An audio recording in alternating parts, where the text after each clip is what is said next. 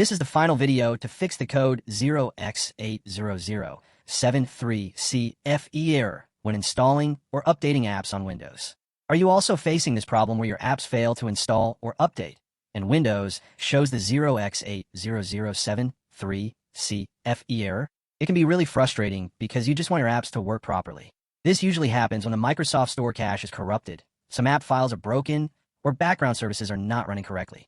You may have already seen YouTube videos or Facebook posts suggesting complicated solutions, like editing the registry, reinstalling apps one by one, or running long commands.